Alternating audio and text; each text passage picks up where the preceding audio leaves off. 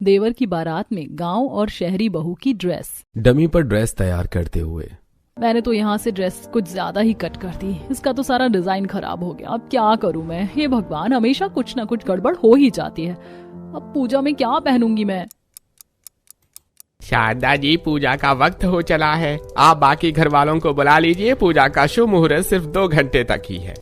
अरे शारदा बहन, पूजा तुम्हारे घर की है, लेकिन हम सभी काम छोड़कर समय से आ गए। तुम्हारी दोनों बहुएं कहाँ रह गईं? अब घर की लक्ष्मी के बिना थोड़ी ना पूजा की शुरुआत होती है। सुबह ही बोल दिया था दोनों से कि समय से तैयार हो जाना, लेकिन नहीं, इन्हें तो हमेशा लेट करना है। पता नहीं कहाँ रह गई हैं। मोनिका, पलक बहू, कहाँ रह गई हो दोनों? जल्दी से आ, पूजा का मुहूर्त निकला जा रहा है। पूजा का मुहूर्त निकलता देखकर शारदा अपनी दोनों बहू को बुला रही होती है, तो वहीं मोनिका अपनी सास की आवाज सुन जब मोनिका अपना आउटफिट देखती है तो ये ड्रेस खास तौर पर मैंने पूजा के लिए डिजाइन की थी, और अब तो कोई और ड्रेस भी नहीं है जिसे मैं पूजा में पहन सकूं। लगता है अब इसे ही पहनना पड़ेगा। मोनिका अब न चाहते हुए भी अपनी डिजाइन की हुई उस खराब ड्रेस को ही पहनकर तैयार होने लगती है। और जब मोनिका उस ड्रेस को पहनकर नीचे पूजा स्थल में बैठे लोगों के बीच आती है तो पूजा में मौजूद कुछ औरतें मोनिका की उस अटपटी ड्रेस को देखकर हंसने लगती हैं। अरे मोनिका बहू, माना तुम डिजाइनर हो, लेकिन ये एक हाथ की बाजू छोटी और एक हाथ की बाजू बड़ी है। ये कौन सा नया फैशन आ गया मार्केट में? पता नहीं फैशन के नाम पर आजकल मार्केट में क्या क्या आ गया है। ये कैसा गाउन पहना है तुमने? एक बाजू छोटी और एक बाजू बड़ी। कोई नया फैशन आया है क्या? बड़ा ही बेहुदा फैशन है ये। इससे अच्छा तो तुम दोनों बाजू ही नहीं लगाती। मुझे लगा पूजा 2 दिन बाद की है, लेकिन कल आपने बताया कि आज हो रही है पूजा। एकदम से मैं अपनी ड्रेस तैयार नहीं कर पाई और जल्दबाजी में ये वाली बाजू थोड़ी ज्यादा कट गई। मोनिका उस छोटी बड़ी बाजू वाले गाउन को पहनकर पूजा की तैयारी करने लगती है कि तभी मोनिका की जेठानी पलक, जो अपने पेशे से दर्जी थी, वो एक अनारकली सूट पहनकर एक सिर पर पल्लू लेकर आती है। वो सूट वाकई काफी अच्छा था, जिसे देखकर पूजा में मौजूद सभी लोग पलक की ड्रेस की तारीफ करने लगते हैं। अरे पलक बहू, तुम्हारा ये सूट तो काफी सुंदर लग रहा है। इसकी बाजू भी कितनी अच्छी, कहाँ से लिया ये सूट? अरे चाची, आपको पता नहीं है, भाभी दर्जी हैं, उन्होंने खुद सिला है ये सूट। अरे वाह, ये सूट तुमने सच में खुद सिला है? बहू, अगर समय मिले तो मेरे लिए भी ऐसा ही सूट सिल देना। वैसे मोनिका बहू, बुरा मत मानना, लेकिन क्या फायदा तुम्हारा डिजाइनर की पढ़ाई करने का? माँ बाप ने लाखों रुपए खर्च कर दिए, लेकिन तुमसे एक गाउन की बाजू ठीक से नहीं बनी। तो वहीं तुम्हारी जेठानी ने दर्जी होकर भी कितना प्यारा सूट सिल दिया। अरे अरे बस बहुत हो गई बहू की तारीफ। चलो अब सब पूजा करते हैं। पंडित जी कब से कह रहे हैं। और पलक बहू, तुम फूल लेकर आ जाओ पूजा में चढ़ाने के लिए। जहां घर की बड़ी बहू पलक दर्जी होने के साथ साथ गांव से थी, तो वहीं मोनिका एक शहरी फैशन डिजाइनर होती है। कहने को उनके बीच में किसी भी तरह का मनमुटाव नहीं था, लेकिन जब बात कपड़ों की आती तो दोनों का एक दूसरे से मुंह बनाने में देर नहीं लगती। ऐसी समय गुजरता है और मोनिका पलक के सबसे छोटे देवर रमन के लिए आज पूरा परिवार रिश्ता देखने के लिए जा रहा होता है। क्या बात है, आज तो तू नए कपड़े पहनकर तैयार हो गया। लगता है लड़की पर कुछ ज्यादा ही जल्दी है तुझे इंप्रेशन जमाने की। अरे भैया, आप भी जब देखो मुझे छेड़ते रहते हैं। अब चलिए ना, कैब वाला कब से इंतजार कर रहा है। पहले तेरी दोनों भाभियों को तो आ जाने दे। रिश्ता इनके देवर के लिए देखने जा रहे हैं और तैयार ये दोनों ही हो रही हैं। पलक, मोनिका कहाँ रह गई? दोनों जल्दी से आ जाओ, वरना तुम्हें छोड़कर चले जाएंगे। शारदा अपनी दोनों बहू को बुलाने के लिए उनके कमरे में जाने लगती है कि तभी पलक और मोनिका नीचे आती हैं। पलक और मोनिका दोनों ने ही साड़ी पहन रखी होती है, लेकिन दोनों का लेटेस्ट ब्लाउज डिजाइन देखकर जैसे जैसे समय गुजर रहा है, अब तो ब्लाउज में भी डिजाइन निकलने लग गए। हमारे समय में तो एक सिंपल सा डिजाइन हुआ करता था। लेकिन माँ, अब आपका समय तो चला गया है। अब भाभीियों का समय है।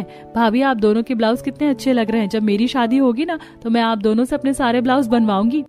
मुझे पता ही था कि सभी को मेरा ये लेटेस्ट ब्लाउज डिजाइन पसंद आएगा। पता है, इसे डिजाइन करने में मुझे 3 से 4 दिन का समय लग गया। इस 2.5 इंच के ब्लाउज को डिजाइन करने में तुम्हें 4 दिन का समय लग गया। मैं होती ना तो 4 दिन में ऐसे 250 ब्लाउज सिल देती। जो मैंने ब्लाउज पहना है ना, इसे तो मैंने बस 2 घंटे में रेडी कर लिया था। यही तो फर्क होता है डिजाइनर और दर्जी में। दिखा दिया अपना गंवारपना जेठानी जी। एक दर्जी और डिजाइनर में जमीन आसमान का फर्क होता है। कपड़े नाप कर, काट कर सिल देना, ये तुम दर्जी का काम है, लेकिन दिमाग में कई नई ड्रेस सोचना, उसे पेज पर उतारना, फिर डिजाइन करना, ये सब हम डिजाइनर का काम है। और तुम देखना, एक दिन मैं भी बहुत बड़ी डिजाइनर बनूंगी। पता नहीं ये कब खुली आंखों से सपने देखना बंद करेगी। क्या कुछ कहा तुमने? मैंने कुछ सुना नहीं। कुछ नहीं मेरी प्यारी देवरानी, लगता है आपके कान बजने लग गए हैं। वहाँ से आकर मैं आपके कानों में गर्मा गर्म सरसों का तेल डाल दूंगी, फिर अच्छे से आपके कान के पर्दे साफ हो जाएंगे। अरे तुम लोग आ रहे हो या मैं अकेले चला जाऊं रमन को लेकर? सारा समय तो तुम लोगों ने यही निकाल दिया। मिथिलेश की बात सुनकर अब पूरा परिवार गाड़ी में बैठ जाता है और कुछ देर में वो लोग लड़की वालों के घर आ जाते हैं। सभी को लड़की पसंद आती है और अब रमन का रिश्ता अलीशा से तय हो जाता है। वैसे पलक जी, मैं आपसे एक बात कहूँ, आपका ये ब्लाउज का डिजाइन मुझे बहुत अच्छा लगा। आजकल ऐसे डिजाइन बहुत चल रहे हैं। मैं भी सोच रही हूँ कि ऐसे सेम टू सेम डिजाइन में अपने लिए ब्लाउज सिलवा लूं। ये ब्लाउज आपने कहाँ से सिलवाया है? जरूर कोई अच्छा डिजाइनर होगा। किसी डिजाइनर ने नहीं, बल्कि मैंने खुद ब्लाउज को बनाया है। मैं दर्जी हूँ ना, कपड़े बनाना तो मेरा काम है। वैसे ममता जी, आपने मेरे ब्लाउज की तारीफ नहीं की। ऐसा ब्लाउज तो आपने आज से पहले कभी देखा भी नहीं होगा। बिल्कुल लेटेस्ट डिजाइन है। इस डिजाइन को सोचने में मुझे पूरा एक दिन निकल गया। डिजाइन तो आपका अच्छा है, लेकिन इसकी बाजू ना के बराबर है और अब ऐसे ब्लाउज तो मैं पहन नहीं सकती। ऊपर से ठंड भी शुरू हो चुकी है। पता नहीं आपको ठंड क्यों नहीं लग रही। आपको देखकर तो मेरी कपकपी छूट रही है। अलीशा की भाभी ममता की बात सुनकर पलक मुंह पर हाथ रखकर हंसने लगती है। तो वहीं मोनिका को ये सब बिल्कुल पसंद नहीं आता और अब वो लोग रिश्ता तय करके अपनी होने वाली बहू को शगुन देकर घर आ जाते हैं। और अब 1 ही 2 दिन गुजरे होते हैं कि शाम का वक्त होता है। दोनों बहुएं किचन में खाना बना रही होती हैं। मोनिका, ये तुमने पिज्जा जैसा क्या बनाया? देखने में तो पिज्जा नहीं लग रहा, पर है भी। अरे मैंने एक नया इन्वेंशन किया है। मैंने पिज्जा सैंडविच बनाया है। अच्छा दिख रहा है ना? अब बस इसे थोड़ी देर के लिए बेक होने को रख देती हूँ, फिर सब गर्मा गर्म खाएंगे। अब तो तुम खाने में भी फैशन करने लग गई हो। तुम्हारा फैशन जब कपड़ों पर नहीं चल रहा तो भला खाने पर क्या चलेगा? खाने को तो खाना रहने दो। तुम कुछ ज्यादा ही घमंड नहीं दिखा रही हो? भूलो मत, अगर तुम एक दर्जी हो तो मैं भी डिजाइनर हूँ। लोगों के कपड़े सिलकर तुम दर्जी बनी हो, लेकिन मैंने लाखों रुपए खर्च किए डिजाइनर बनने के लिए। अच्छी बात है, लेकिन इसमें मुझे तुम्हारा कोई फैशन नहीं दिख रहा, क्योंकि डिजाइनर होकर भी हर बार तुम मुझसे मात खा जाती हो। तुम कुछ ज्यादा ही सोच रही हो। ये तो बहुत मामूली सी चीज थी। चीज तो अब आने वाली है। कुछ समय में हमारे देवर की शादी के फंक्शन शुरू हो जाएंगे और देखते ही देखते शादी का दिन भी आ जाएगा। फिर देखते हैं कि कौन शादी के फंक्शन और बारात में लोगों से वाहवाही बटोरता है। हमारे गांव में एक चीज कहते हैं कि कभी खुली आंखों से सपने नहीं देखना चाहिए। तुम भी वही कर रही हो अभी, पर कोई बात नहीं। हर किसी को सपने देखने का हक है। सपना तुम देखो और तारीफ मैं बटोर ले जाऊंगी। अब दोनों ही गांव शहरी बहुओं में ये शर्त लग जाती है कि कौन शादी के फंक्शन और बारात में सबसे अच्छी ड्रेस पहनेंगी। ऐसे ही कुछ दिन गुजर जाते हैं और घर की दोनों बहुओं पर अपनी अपनी होने वाली छोटी देवरानी की शादी की शॉपिंग की जिम्मेदारी आती है। पलक और मोनिका अलीशा को लेकर मॉल में शादी के लिए शॉपिंग के लिए जाते हैं। यहाँ तो कितने सुंदर सुंदर लहंगे हैं। मुझे तो ये वाला ज्यादा अच्छा लग रहा है। आप दोनों भी अपने लिए लहंगे पसंद कर लीजिए ना यहीं से। अलीशा, यहाँ हम तुम्हारी शॉपिंग के लिए आए हैं, हमारी नहीं। और रही बात ड्रेस की, तो इस बार मैंने सोचा है कि मैं शादी के सारे फंक्शन और शादी के लिए खुद ड्रेस तैयार करूंगी। तुम तो जानती हो ना कि मैं एक डिजाइनर हूँ। वाह भाभी, फिर तो आप बिल्कुल यूनिक ड्रेस पहनोगी ना। मैंने आपकी सोशल मीडिया की प्रोफाइल देखी है। वहाँ पर आपने कई तरह की नई ड्रेस डाल रखी है, लेकिन आपके ज्यादा फॉलोवर्स क्यों नहीं है? वो क्या है ना अलीशा, जमाना तो नया चल रहा है, लेकिन इनके डिजाइन पुराने हैं, बस इसीलिए। इस जमाने में वेस्टर्न कपड़े तो हर कोई पहन लेता है, लेकिन ट्रेडिशनल कपड़े तो सबकी जान होती है, जैसे कि मैं पहनती हूँ। इसीलिए मैं शादी की सारी ड्रेस खुद बना रही हूँ। वैसे ही आजकल मार्केट में तो कुछ ज्यादा ट्रेडिशनल मिलता कहाँ है पहनने को। वो तो है भाभी, मैंने तो सोचा था कि अपनी हल्दी में 1 पीस पहनूंगी, लेकिन माँ ने साफ मना कर दिया। उनका कहना है साड़ी या सूट पहनो। अलीशा की शादी की शॉपिंग करवाकर भेजने के बाद अब दोनों बहुएं अलग अलग होकर अपनी अपनी ड्रेस को बनाने के लिए मटेरियल की शॉपिंग करती हैं। यहाँ तो ड्रेस के लिए काफी अच्छी लटकन और मोतियां हैं। भैया, आप ये सारे लेस 1 मीटर दे दीजिए और ये मोतियां भी दे दीजिएगा, और ये जितना भी सामान है ये भी दे दीजिए। वहाँ मोनिका एक बड़ी मटेरियल की दुकान पर जाती है। यहाँ तो स्टोन, राइम्स सब कुछ है। अच्छा हुआ मैं इस शॉप पर आ गई। कपड़ों के डिजाइन के लिए यहाँ पर काफी सारा मटेरियल है। वहीं पलक शॉपिंग करते हुए, इस शॉप पर भी काफी सारी चीज है। अब इन सामानों से इतनी सुंदर सुंदर ड्रेस बनाऊंगी ना कि सब मोनिका को ही देखते रह जाएंगे। बड़ा घमंड है ना उस मोनिका को अपने डिजाइनर होने पर। मैं भी दिखा दूंगी कि हम दर्जी कुछ कम नहीं होते। मुझे तो ये सैंडल भी काफी अच्छी लग रही है। कपड़ों के साथ साथ मैं इसे भी नए तरीके से डिजाइन कर दूंगी। अब बस सब शादी और बारात में मुझे ही देखे जाएंगे। 2 से 3 घंटे लगाकर दोनों बहुएं जब ढेर सारा मटेरियल लेकर घर लौटती हैं तो सोफे पर बैठी शारदा। हे भगवान, तुम दोनों को मैंने अलीशा की शॉपिंग करवाने के लिए भेजा था, ना कि खुद की। तुम दोनों तो कह रही थी कि तुम अपने सारे कपड़े खुद बनाओगी, तो इतनी सारी शॉपिंग किस लिए करी है तुम दोनों ने? माँ जी, कपड़े बनाने के लिए तो शॉपिंग की है, इसमें सारा कपड़ा बनाने का मटेरियल है। ऐसा लग रहा है तुम्हारे देवर की नहीं बल्कि तुम दोनों की शादी है। अब जाकर सामान कमरे में रखो और आओ, ढेर सारे काम करने हैं। अभी कुछ दिनों में फंक्शन शुरू होने वाले हैं और अभी तक ये सजावट वाले नहीं आए। पता नहीं हर काम मुझे ही करना पड़ रहा है। ऊपर से ये अनुज और मोहित पता नहीं किस कोने में जाकर बैठ गए हैं। और रमन दूल्हा होकर भी दुल्हनों की तरह शर्मा रहा है। सबने दिमाग खराब कर दिया है मेरा। शारदा की बात सुनकर अब दोनों बहुएं जल्दी से अपने कमरे में जाती हैं और सारा सामान रखकर नीचे आकर शादी की तैयारी में लग जाती हैं। अगले दिन थोड़े बहुत काम करके मोनिका अब जल्दी से अपने कमरे में जाती है और एक नोटबुक पर हल्दी के लिए ड्रेस डिजाइन करने लगती है। ये डिजाइन तो बिल्कुल भी अच्छा नहीं लग रहा, कुछ और नया डिजाइन बनाती हूँ। हाँ, ये डिजाइन सही रहेगा। मोनिका सबसे पहले स्केच बुक पर डिजाइन बनाती है और उसके अकॉर्डिंग हल्दी की ड्रेस के लिए फैब्रिक लेकर उस डमी पर लगाकर कट करने लगती है। तो वहीं अब मोनिका भी अपनी हल्दी ड्रेस पर काम कर रही है। उसके गले में इंची टेप था और वो मशीन पर अपना ड्रेस सिल रही थी कि तभी मोनिका की नंद अंजलि उसके लिए कॉफी लेकर कमरे में आती है। ये लीजिए भाभी, आपकी कॉफी अपने लिए बना रही थी तो सोचा आपके लिए भी बना दूं। वैसे भी घर में हम 2 ही हैं जिसे कॉफी पीना पसंद है। भाभी, ये आपकी हल्दी का आउटफिट है ना, कितना ब्यूटीफुल लग रहा है। टॉप तो बहुत ही प्यारा है इसका। ये सब डिजाइनर का ही काम है। अभी तो ये बस इसका ऊपर का हिस्सा तैयार हुआ है। बॉटम के लिए तो मैं एक फ्रंट कट प्लाजो सोच रही हूँ या फिर इस पर स्कर्ट भी बहुत अच्छा लगेगा। अभी तो हल्दी की रस्म में कुछ दिन बाकी हैं। आपने इतनी जल्दी ड्रेस बनानी शुरू भी कर दी। और वहाँ पलक भाभी, वो तो बस घर के कामों में लगी हुई हैं। डिजाइनर और दर्जी में फर्क होता है अंजलि। दर्जी का काम सिर्फ कपड़े काट कर सिलना होता है, लेकिन डिजाइनर को बहुत सारी चीज देखनी होती है। और रही बात कुछ दिनों की, तो कुछ दिनों में मुझे और भी आउटफिट तैयार करने हैं। मोनिका का आउटफिट देखकर अंजलि अब नीचे आ जाती है और अपनी गांव वाली भाभी के साथ घर के कामों में हाथ बंटवाती है। पलक भाभी, आप रमन भैया की हल्दी में क्या पहनोगी? मैंने तो एक इंडो वेस्टर्न ड्रेस ली है। अरे, वो तो जब मैं पहनूंगी ना, तब तुम देख लेना, तुम सबको बहुत पसंद आएगी। अभी तक आपने ड्रेस बनानी शुरू भी नहीं की है, कब बनाओगी आप? मोनिका भाभी ने तो शुरू भी कर दी है। क्या फायदा, हर बार तो वो मुझसे मात ही खा जाती हैं। हमेशा तारीफ मिलने की वजह से पलक को अपने दर्जी के काम पर थोड़ा घमंड भी था। घर का सारा काम खत्म करके अब पलक भी अपनी हल्दी के आउटफिट बनाने में लग जाती है। बनाऊंगी तो मैं लहंगा ही, लेकिन अगर हाथ से इस पर कढ़ाई करूंगी तो ज्यादा मजा नहीं आएगा। एक काम करती हूँ, कपड़े को फूल के डिजाइन में काट कर इस पर चिपका देती हूँ, इससे नया डिजाइन बन जाएगा।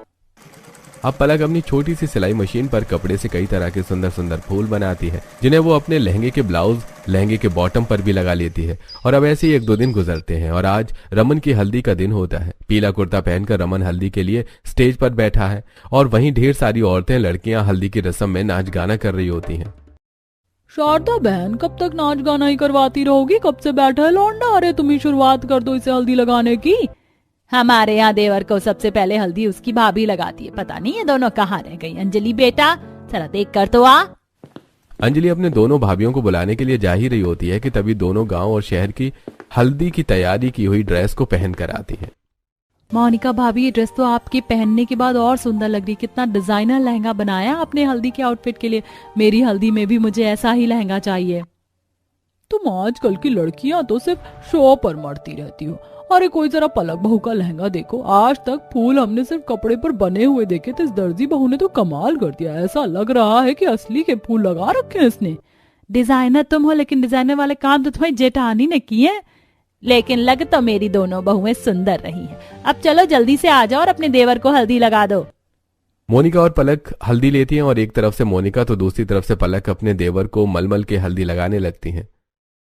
अरे भाभी, बस भी करो। आप पूरा हल्दी में मैरिनेट ही कर दोगी क्या मुझे? आपका देवर हूँ, चिकन का पीस थोड़े ना हूँ। देवर जी, आपको भी तो देवरानी जी की तरह गोरा गोरा बनाना है। चलिए अब चुपचाप से बैठ जाइए और हल्दी लगाने दीजिए। सभी लोग हल्दी की रस्म को काफी एंजॉय करते हैं और अब दोनों बहुएं अपने देवर की हल्दी में नाचती भी हैं। कई सारे लोग बार बार पलक से उसकी ड्रेस के बारे में पूछ रहे थे और कुछ तो उसकी ड्रेस की फोटो भी ले रहे थे। चाहे कुछ भी हो, मैं अपनी हल्दी की रस्म में सेम टू सेम ऐसी ही ड्रेस बनवाऊंगी। पलक जितनी ही मोनिका ने भी मेहनत की थी, लेकिन मोनिका को जब कहीं से भी अप्रिसिएशन नहीं मिलता तो वो काफी उदास हो जाती है। और रस्म के बाद कपड़े बदलकर अपना फोन चला रही होती है कि तभी मोनिका देखती है कि उसके फॉलोअर्स बिल्कुल भी नहीं बढ़े हैं। मैंने इतनी मेहनत से ड्रेस बनाई थी, इतना महंगा महंगा मटेरियल भी यूज किया था, लेकिन किसी को भी मेरी मेहनत नहीं दिखी। कहीं पलक सही तो नहीं कह रही थी कि मैं डिजाइनर का काम छोड़कर एक मामूली दर्जी बन जाऊं? और ऊपर से मैं हर दिन सोशल मीडिया पर तरह तरह की ड्रेसेस की फोटोज डालती हूँ, लेकिन ना तो व्यूज आते हैं और ना ही फॉलोवर्स बढ़ते हैं। पता नहीं क्या ही होगा। 2 दिन बाद ही अब मेहंदी की रस्म होती है, जिसके चलते अब दोनों में फिर से अपनी मेहंदी की ड्रेस डिजाइन करने में लग जाती हैं। हल्दी का आउटफिट तो किसी को भी पसंद नहीं आया मेरा, लेकिन मेहंदी का आउटफिट जरूर सभी को पसंद आएगा। इस बार मैंने इंडो वेस्टर्न स्टाइल जो चुना है। फिर से तुम ड्रेस पर इतनी मेहनत करने लग गई। अरे रमन, मेरे साथ साथ तुम्हारा भी सगा देवर है, नीचे आ जाओ, शादी की कितनी सारी तैयारी करनी है। खामखा तुम इतनी मेहनत कर रही हो। ड्रेस तो हर बार की तरह इस बार भी सभी को मेरी पसंद आएगी। हमारे भी शहर में एक लाइन कही जाती है, कुत्ता पाल लो लेकिन गलत फहमी मत पालो। इस बार देखना सभी को मेरा ही आउटफिट ज्यादा पसंद आएगा। वो तो देखा जाएगा। चलो अब नीचे आ जाओ। माना मैं घर की बड़ी बहू हूँ, लेकिन जिम्मेदारी तो तुम्हारी भी बनती है। अपना आउटफिट छोड़कर नीचे आकर मोनिका पलक के घर के कामों और शगुन की चीजों में मदद करने लगती है। तो रात को जब सब सोने चले जाते हैं तो पलक आराम से अपनी मेहंदी की आउटफिट बनाती है। एक मामूली सी ड्रेस बनाने में भी मोनिका को कितना समय लग जाता है, और एक मैं हूँ जो 2 घंटे में इस ड्रेस को बनाकर तैयार कर दूंगी। अरे ऐसे ही थोड़ी ना मैं दर्जी बनी, सालों की मेहनत है मेरी। मोनिका अपने कपड़ों में इतना ताम झाम कर रही है। कभी कभी चीज जितनी सादी हो उतनी अच्छी लगती है। एक तरफ जहां मोनिका मेहंदी की रस्म के लिए Indo western sharara dress design कर रही होती है, तो वहीं दूसरी तरफ पलक इस बार सिंपल लहंगा साड़ी बनाती है। और जब अगले दिन दोनों अपना अपना मेहंदी का आउटफिट पहनकर आती हैं तो अरे मोनिका बहू, तुमने तो अपना देवर की मेहंदी की रस्म में काफी बढ़िया ड्रेस पहनी है। और ये ऐसी ड्रेस तो तुम्हारी होने वाली छोटी देवरानी ने भी अपनी मेहंदी में नहीं पहनी होगी। ये ड्रेस काफी ज्यादा अच्छी लग रही है। हमेशा हम कभी वेस्टर्न तो कभी इंडियन के लिए लड़ते रहते हैं, लेकिन ये इंडो वेस्टर्न का कॉम्बिनेशन बेस्ट है। असली मजा तो ट्रेडिशनल कपड़ों में ही आता है। जैसे मैंने ये लहंगा साड़ी पहना है, साउथ इंडियन स्टाइल, बिल्कुल भी ताम झाम नहीं है इसमें, सिंपल सादा। कितना अच्छा लग रहा है। हर वक्त सिंपल सादी चीज अच्छी नहीं लगती। मुझे तो मोनिका का आउटफिट ज्यादा अच्छा लग रहा है। लोग मोनिका के आउटफिट की काफी ज्यादा तारीफ करते हैं। तो वहीं अब जब शारदा मेहंदी के स्टेज पर बैठे अपने बेटे रमन के हाथों में मेहंदी लगाने के लिए आती है तो माँ देखो ना, भाभी जबरदस्ती मेरे हाथों में मेहंदी लगवा रही हैं। मुझे मेहंदी नहीं लगानी। अरे मेहंदी लगाना तो लड़कियों का काम होता है, लड़कों का थोड़े ना। अरे पलक, अब तू ही समझा इस पगले को, ये रस्म होती है, लगानी पड़ती है। हाँ देवर जी, और कौन सा मेहंदी लगाने से आप लड़की बन जाएंगे। चलिए चुपचाप से मेहंदी लगवा लीजिए। दोनों भाभी बैठकर अपने देवर के एक एक हाथों में मेहंदी लगाती हैं। दोनों बहुएं मेहंदी लगवाने से पहले थोड़े बहुत किचन में जाकर काम निपटाने लगती हैं। देखा पलक, आज तो मेरे आउटफिट की कितनी ज्यादा तारीफ हुई है। सब लोग सिर्फ मेरे आउटफिट के बारे में ही पूछ रहे हैं। उन लोगों ने मुझे ब्राइड से भी कंपेयर किया है। अरे ये पहली बार हुआ है ना, इसीलिए इतनी ज्यादा खुश हो रही हो। मुझे तो रोज ही इन तारीफों की आदत है। वैसे भी अब मेन कंपटीशन तो हमारा बारात के दिन होगा। ये तो छोटे मोटे फंक्शन है, बारात में तो 100 लोग होंगे। देखते हैं कि बारात में किसकी ड्रेस सबसे ज्यादा कहर ढाएगी। अपनी मेहंदी और हल्दी के आउटफिट बनाने के साथ साथ दोनों बहुओं ने वेडिंग आउटफिट की तैयारी करना शुरू भी कर दिया था। तुम्हारे ये वेडिंग आउटफिट तो काफी यूनिक लग रहा है, लेकिन ये उतना स्टाइलिश नहीं है बारात के हिसाब से। जब पूरा बनेगा ना तो शादी के लिए बेस्ट रहेगा। एक तरफ शादी की तैयारी के साथ साथ जहां मोनिका की बारात में पहनने वाली ड्रेस आधी से ज्यादा बन चुकी थी, तो वहीं पलक ने अपनी बारात ड्रेस के लिए बना रही ड्रेस पर काम करना शुरू ही किया था। अब जल्दी से काम खत्म हो जाए, फिर जल्दी से जाकर ड्रेस में तैयार कर लूंगी, कहीं मैं पीछे ना रह जाऊं। घर में शादी होने की वजह से पलक को हर थोड़ी देर में कुछ न कुछ काम करने पड़ रहे थे। आखिरकार पलक सारे काम खत्म करके जब अपनी सिलाई मशीन पर जाकर बैठती है तो बहू तू यहाँ है और मैं तुझे बाहर ढूंढ रही हूँ। क्या आकर वापस सिलाई मशीन पर बैठ गई? अरे तू भूल गई, तू रमन की सबसे बड़ी भाभी है और सारे काम तुझे ही करने। चल अब जल्दी से बाहर आ जा। लेकिन माँ जी, मुझे बारात में पहनने के लिए ड्रेस भी तो बनानी थी। तू तो दर्जी के काम में माहिर है, यूं हाथ चलाएगी और ड्रेस बनकर तैयार हो जाएगी, लेकिन बाहर काम भी तो करने हैं। अपनी सास के कहने पर पलक अपना दर्जी का काम छोड़कर बाहर जाकर रस्मों में बैठ जाती है। तो वहीं जब थोड़ी देर बाद फिर से पलक ड्रेस पर काम करने के लिए कमरे में आती है तो फिर से उसे कुछ न कुछ काम पड़ जाता है। ऐसे ही रहा तो मैं कब अपनी ड्रेस तैयार करूंगी? मुश्किल से 2 दिन रह गए हैं शादी में, इतने सारे काम करने, ऊपर से ड्रेस भी बनानी है। फिर दिन भर शादी की रस्मों की वजह से पलक को बिल्कुल भी समय नहीं मिल पा रहा था, जिसके चलते अब जब पलक आधी रात में सिलाई करने बैठती है तो यार एक तो शादी की वजह से मेरी नींद वैसे ही पूरी नहीं हो पा रही है और अब जाकर थोड़ी घर में शांति है तो तुमने ये सिलाई का काम शुरू कर लिया। कहा था मैंने कि मेरे साथ चलकर कोई नई ड्रेस ले लो, पर तुमने मेरी कहाँ सुननी थी। अरे बस थोड़ी देर, फिर मैं बंद कर दूंगी ये काम, मुझे भी तो नींद आ रही है। शादी को एक दिन रह गया था और पलक की ड्रेस सिर्फ थोड़ी बहुत ही बनी थी, तो वहीं मोनिका ने ड्रेस बनाने के साथ साथ अपने साथ लाई मार्केट से सिंपल सी सैंडल को भी राइमस्टोन लगाकर बिल्कुल ब्रांडेड बना दिया था। बारात में जब मैं ये सैंडल पहनूंगी ना तो सब मुझे ही देखते रह जाएंगे। पता नहीं पलक ने क्या ही बनाया होगा, जरूर कुछ ट्रेडिशनल आउटफिट होगा, हर बार तो वो वही बनाती है। पलक इस बार कुछ नया बनाना चाहती थी, लेकिन शादी की रस्मों और जिम्मेदारियों की वजह से पलक को बिल्कुल भी समय नहीं मिलता और अब बारात निकलने में सिर्फ 2 से ढाई घंटे बचे थे और पलक की अभी तक ड्रेस तैयार नहीं हुई थी। ये लो, हो गया बेड़ा गर्क। अब तो लगता है कि कोई पुरानी साड़ी ही पहननी पड़ेगी। घर में इतने सारे मेहमान आए थे, उन्होंने कपड़े तो दिए हैं, उनमें से ही कुछ ना कुछ पहनना पड़ेगा। अच्छा होता उनकी बात मानकर मैं मार्केट से ही कुछ ले आती।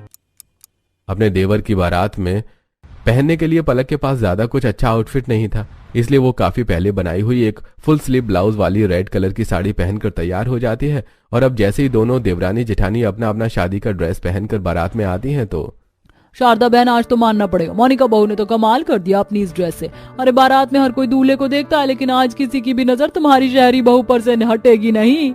आज तक तूने जितनी भी ड्रेस बनाई है ना, ये ड्रेस उनमें से सबसे अच्छी लग रही है। मुझे ऐसा लग रहा है कि कोई बॉलीवुड की बड़ी हीरोइन आई है। भाभी मानना पड़ेगा, आपकी जितनी तारीफ करो उतनी कम है। हर बार कोई ना कोई अपने न्यू आउटफिट से आप हमें चौंका ही देती हैं और आज तो आपने सच में हद ही कर दी। मुझे लगा बारात में सबसे सुंदर मैं ही लगूंगी, लेकिन नहीं। अरे आपके होते हुए कोई आपसे ज्यादा सुंदर लग सकता है। आपका आउटफिट कितना अच्छा लग रहा है। अरे अब मुझे यकीन हो गया कि हमारी मोनिका बहुत सही मायने में डिजाइनर है। डिजाइनर लोग ही ऐसी कलाकारी कर सकते हैं। लेकिन पलक बहू की साड़ी भी अच्छी लग रही है, भरी हुई है। पर तू तो कोई और ड्रेस बना रही थी ना, पर ये भी अच्छी लग रही है। अरे आंटी जी, आपको तो पता है कि मैं रमन की बड़ी भाभी हूँ और जब देवर की शादी होती है तो बड़ी भाभी पर कितनी सारी जिम्मेदारी होती है, तो बस इसीलिए ज्यादा वक्त नहीं मिला और ये साड़ी रखी थी वही पहन ली। एक औरत के सिवाय पलक की साड़ी की कोई भी तारीफ नहीं करता, जिससे उसे काफी ज्यादा बुरा लगता है, जिसे मोनिका भी नोटिस करने लगी थी। तो वहीं अब मोनिका की डिजाइनर आउटफिट की वजह से हर कोई बारात में सिर्फ उसे ही देखे जा रहा था। फोटोग्राफर भैया, सबसे पहले आप भाभी के साथ मेरी फोटो लीजिए। मैं तो इसी फोटो को अपनी प्रोफाइल पिक्चर पर भी लगाऊंगी। भैया मेरी बहू की फोटो लीजिए। आखिरकार दिखना चाहिए ना कि मैं भी डिजाइनर बहू की सास हूँ। जल्दी करिए, हम भी लाइन में हैं। सभी लोग मोनिका की ड्रेस की वजह से उसके साथ ढेर सारी फोटो खिंचवाते हैं और अब मोनिका सबसे आगे बढ़कर अपनी नंद के साथ बारात में नाचते गाते हुए जाती है तो वहीं पर पलक। मेरे तो सारे सपने धरे के धरे रह गए। सोचा था इकलौता देवर बचा है, धूमधाम से शादी में नाचते जाऊंगी, लेकिन अब क्या करूं। इस फुल स्लीव्स की ब्लाउज में तो सिर्फ ठंड से ही बची हूं मैं। उस दिन फंक्शन में तो इतनी तारीफ करी लोगों ने, लेकिन जिस दिन सबसे ज्यादा तारीफ मिलनी चाहिए तो उसी दिन फीकी पड़ गई मैं। कौन कहेगा कि बारात में दूल्हे की एक नहीं बल्कि दो दो भाभी हैं। थोड़ी देर में बारात बैंक्वेट हॉल में पहुंच जाती है। मंडप में जहां दूल्हा दुल्हन फेरे ले रहे थे, वहीं उस समय भी हर कोई मोनिका की ही ड्रेस की तारीफ कर रहा था। उसे घेर कर सभी लोग खड़े थे जो उसकी तारीफ करते हैं और वो हंसते जा रही थी। पर दूसरी तरफ कुछ को पलक की भी साड़ी पसंद आई थी। इसी तरह शादी के बाद 1-2 दिन गुजर जाते हैं और आज रमन और अलीशा का रिसेप्शन पार्टी होती है। क्या पहनूं रिसेप्शन में, कुछ समझ नहीं आ रहा। साड़ी पहन लेती हूँ, जब बारात में मुझे किसी ने नहीं देखा तो अब रिसेप्शन में कोई क्या ही ध्यान देगा। किसने कहा कि कोई तुम पर ध्यान नहीं देगा। ये देखो मैं क्या लेकर आई हूँ। तुम्हारे और मेरे लिए बिल्कुल मैचिंग आउटफिट्स हैं। कलर अलग है लेकिन डिजाइन बिल्कुल सेम है। पता है, इसे मैंने 2 सिंपल साड़ियों से बनाया है। ये तुमने मेरे लिए बनाया है? लेकिन तुम तो मुझे बिल्कुल भी पसंद नहीं करती हो ना। किसने कहा मैं तुम्हें पसंद नहीं करती हूँ? माना हम दोनों में ड्रेस को लेकर थोड़ी खट्टी मीठी बातें हो जाती हैं, लेकिन इसका मतलब ये थोड़ी ना है कि मैं अपनी जेठानी से नफरत करूं। मैंने देखा था बारात में तुम काफी उदास थी, इसीलिए मैंने एक दिन में ही ये दोनों ड्रेस तैयार करी हैं। ये तो सच में काफी ज्यादा अच्छी लग रही है। मैं इसे जल्दी से पहन कर आती हूँ, फिर हम लोग साथ में तैयार होंगे। इस पर हम लोग बिल्कुल सेम हेयर स्टाइल बनाएंगे। पलक अभी तक मोनिका को जितना गलत समझ रही थी, दरअसल मोनिका उतनी गलत थी नहीं। थोड़ी देर में दोनों देवरानी जेठानी से आउटफिट और सेम हेयर स्टाइल के साथ जब रिसेप्शन पार्टी में आती हैं तो अरे वाह, मेरी दोनों देवरानी जेठानी ने तो बिल्कुल सेम ड्रेस पहन रखी है। ट्यूनिंग करी है ना आपने? एक मैं ही अलग बैठी हूँ। अरे पगली, तो तुम्हारा रिसेप्शन भी तो है, तुम्हें तो हम सबसे अलग दिखना है। वो तो है भाभी, लेकिन अब मैं भी आ गई हूँ तो अब हम तीनों ट्यूनिंग करेंगे। मुझे तो ना ही डिजाइनर का काम आता है ना ही दर्जी का, तो अब ये आप दोनों की जिम्मेदारी है कि मेरे लिए सुंदर सुंदर ड्रेस बनाए। आफ्टर ऑल मैं आपकी इकलौती छोटी देवरानी जो हूँ। हम जरूर अपनी देवरानी के लिए इससे भी अच्छे सुंदर सुंदर आउटफिट बनाएंगे। पलक की बात सुनकर सब हंसने लगते हैं।